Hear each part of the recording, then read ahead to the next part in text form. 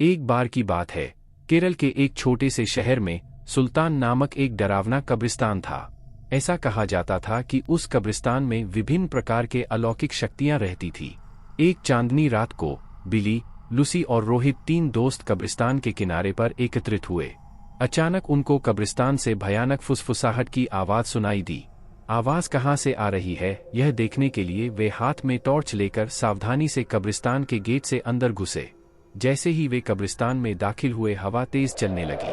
अचानक उन्होंने एक इंसान को एक मकबरे के पास टहलते हुए देखा।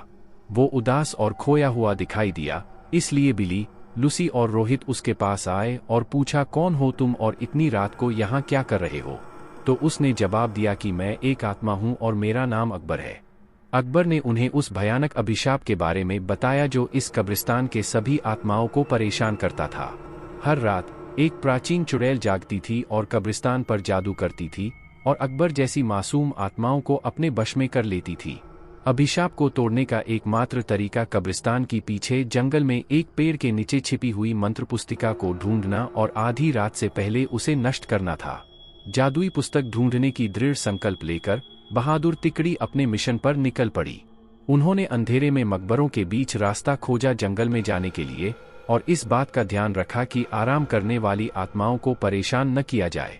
रास्ते में उन्हें बोन्स नामक एक शरारती छोटे कंकाल का सामना करना पड़ा, जो उन्हें जादू की किताब खोजने में मदद करने के लिए तैयार हो गया। वह कंकाल उन्हें एक पुराने आम के पेड़ के पास ले गई और कहा, इस पेड़ के पत्ते सब अपने पास रख लो। अगर ये पत्ता तुम्हारे पास रहेगा तो वह चुड़ैल तुम्हारा कुछ नहीं बिगाड़ सकती, और ये पत्ता तुम्हें जादुई किताब हासिल करने में मदद करेगा। यह कहकर वह कंकाल वापस कब्रिस्तान की तरफ चला गया। आम के पत्ते को अपने हाथ में लेकर तीन दोस्त जादुई किताब ढूंढने लगे।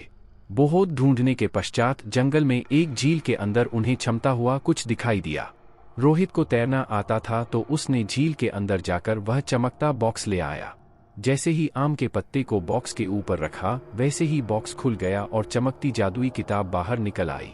आधी रात करीब आते ही वे तीनों अपने हाथों में जादू की किताब लेकर श्राप को तोड़ने के लिए कब्रिस्तान की तरफ बढ़े। कब्रिस्तान में आकर वे किताब को खोले और एक प्राचीन मंत्र का पाठ किया। मंत्र पाठ करते ही जमीन कांपने लगी और कब्रिस्तान में एक तेज रोशनी छा गई।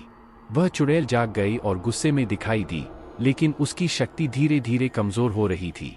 उसने बिली, लूसी और रोहित को जादुई किताब पढ़ने से रोकने के लिए अपनी जादुई शक्ति का प्रयोग किया, लेकिन उन तीनों पर कोई असर नहीं हुआ, क्योंकि तीनों के पास आम के पत्ते थे जो उनकी रक्षा कर रहे थे।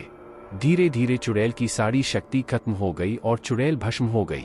इस तरह बिली, लूसी और रोहित ने कब्रिस्तान में फंसी हुई आत्माओं को मुक्त किया और कब्रिस्तान में फिर से शांति छा गई। तो दोस्तों, कैसी लगी ये हमारी कहानी? अगर अच्छी लगी हो तो चैनल को सब्सक्राइब करें और बेल आइकॉन को जरूर प्रेस करें और वीडियो को लाइक, कमेंट, शेयर करें।